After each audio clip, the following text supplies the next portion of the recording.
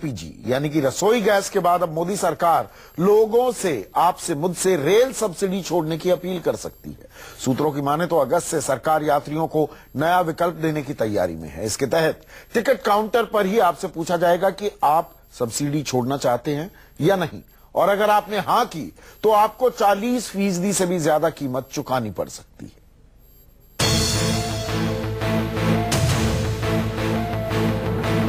अगली बार जब आप किसी ट्रेन में रिजर्वेशन कराने रेलवे काउंटर पर जाएं, तो फॉर्म को अच्छे से देखना जरूर याद रखें। वजह है आपको ट्रेन टिकट पर मिलने वाली सब्सिडी।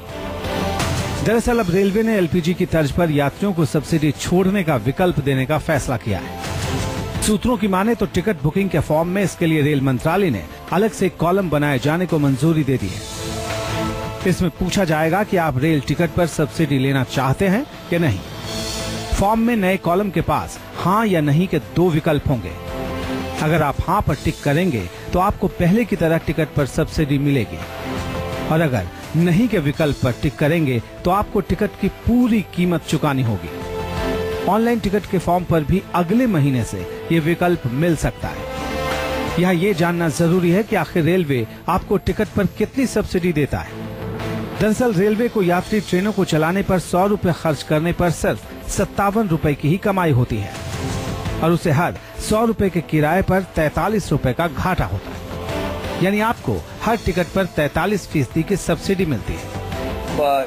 जब भी हम लोग ये बात करते हैं और जो टिकटों में भी छापा गया है उसके हिसाब से जो हमारी कॉस्ट आती है और पर पैसेंजर किलोमीटर की कॉस्ट है वो 76 पैसे के आसपास आती है एक यात्री को 1 किलोमीटर ट्रेन में ले जाने में, और हम जो उससे रियलाइज करते हैं वो करीब 37 पैसे के आसपास हम रियलाइज करते हैं पर किलोमीटर पैसेंजर को ले जाने के लिए। जो हमारे टिकट हैं दुनिया में सबसे सस्ते टिकट हैं।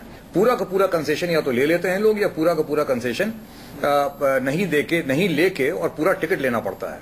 इसको और सरल करने के लिए एक सिस्टम में एक चेंजेस ला रहे हैं। अब अगर आने वाले दिनों में आप रेलवे की सब्सिडी नहीं लेने का फैसला करते हैं तो आपका खर्च कितना बढ़ जाएगा, अब ये समझ लीजिए। अगर आपको इस वक्त दिल्ली से मुंबई जाने पर स्लीपर क्लास में 595 रुपए देने पड़ते हैं, तो सब्सिडी छोड़ने के बाद आपको करीब 1050 रुपए देने पड़ेंगे। तो वहीं दिल्ली से मुंबई थर्ड एसी में सफर करने पर सब्सिडी छोड़ने पर आपको 1570 रुपए की जगह करीब 2800 रुपए देने होंगे। सब्सिडी छोड़ने पर दिल्ली कोलकाता के स्लीपर के सफर के लिए 605 रुपए की जगह आपको 1080 रुपए चुकाने होंगे। तो वहीं थर्ड एसी में सफर के लिए 1605 रुपए की जगह करीब 2850 रुपए देने होंगे।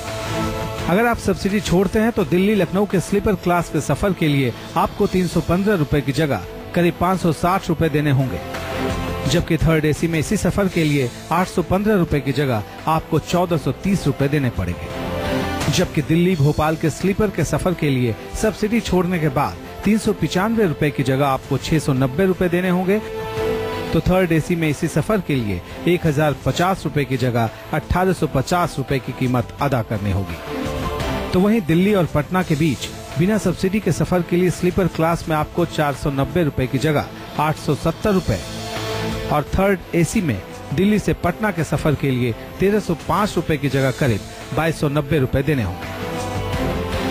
सूत्रों की माने तो सब्सिडी छोड़ने के विकल्प के लिए पूरा सिस्टम तैयार किया जा रहा है, और ऐसी संभावना है कि अगस्त तक ये व्यवस्था लागू भी हो जाए। भारतीय रेलवे अपनी सोशल ऑब्लिगेशंस को पूरा करने के लिए 53 कैटेगरी में यात्रियों को अलग अलग रियायतें देती है, जिसमें सबसे ज्यादा सीनियर सिटीजन को दी जाती है, जिसकी कीमत सालाना 1600 करोड़ रुपए के करीब आती है, जिसमें 1300 करोड़ रुपए अकेले सीनियर सिटीजन की कैटेगरी में भारतीय रेलवे को रियायत देने में खर्च होता है।